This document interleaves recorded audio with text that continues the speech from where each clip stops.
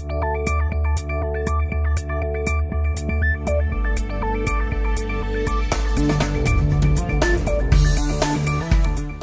and welcome to this week's Power Engineering International newscast. I'm Dermot Williams.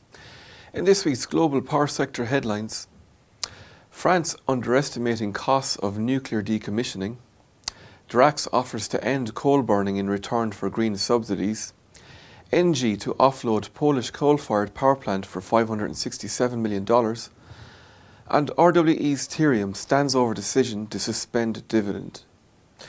Leading energy academics are warning that France has insufficient funds reserved for decommissioning its nuclear reactor facilities. EDF has set aside €23 billion to cover what it estimates will be the €54 billion cost of decommissioning the 58 nuclear reactors and safely storing their radioactive waste. Yves Marignac, director of energy research group Wise Paris, told the FT that the true cost of decommissioning and waste disposal for EDF will possibly be 3 times more than the company anticipates, and added that it could prove disastrous for the group if they have to readjust assumptions. His view is shared by Jean-Marie Chevalier, a professor emeritus at Paris Dauphine University. France estimates it will cost €300 million per gigawatt of generating capacity to take apart a nuclear reactor, far below Germany's assumption at €1.4 billion per gigawatt, and the UK's of €2.7 billion per gigawatt.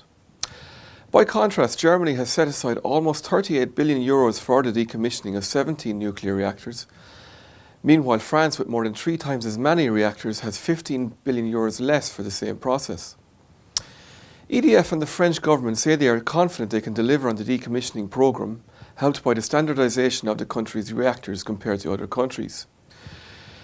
Critics are also pointing to EDF's net debt, €37.4 billion at the end of 2015, along with several investment commitments, as further evidence on the strain on the company's resources. The head of Drax says they are willing to accelerate the closure of its coal-fired power units in return for green energy subsidies to help develop its biomass power facilities. Dorothy Thompson told the Financial Times the company would be unable to transform the rest of the plant from coal to biomass without the subsidies, but if offered the incentives, could be in a position to close its coal capability inside 3 years. Drax has already turned its 42-year-old Selby power station into one of the world's biggest renewable power generators over the past 4 years. They've done this by upgrading nearly half of their 6 coal-fired power boilers to burn wood pellets mostly imported from the US.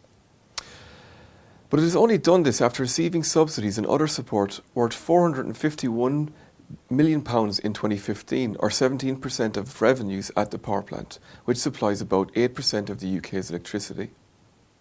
France's ENGIE has confirmed its wish to sell its Polaniak coal-fired power plant in Poland in a deal reported to be around $567 million. Polish media had earlier reported that ENGIE had put its assets in Poland up for sale, including the 1,800 megawatt coal-fired power plant in the southeastern town of Polaniak.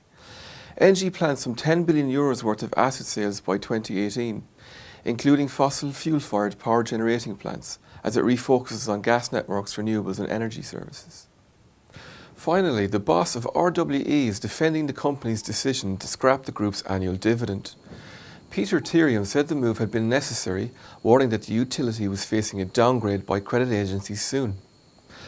The fact that the supervisory board unanimously approved the proposal shows that this decision, while difficult, was necessary, he said in a speech at the group's annual general meeting. The proposal in February to shelve the dividend for ordinary shares for the first time in at least 6 decades is a direct response to an ongoing decline in wholesale power prices. That's all from today's Power Engineering International newscast. You can read extra about these stories and more, including magazine articles and blogs, on our website.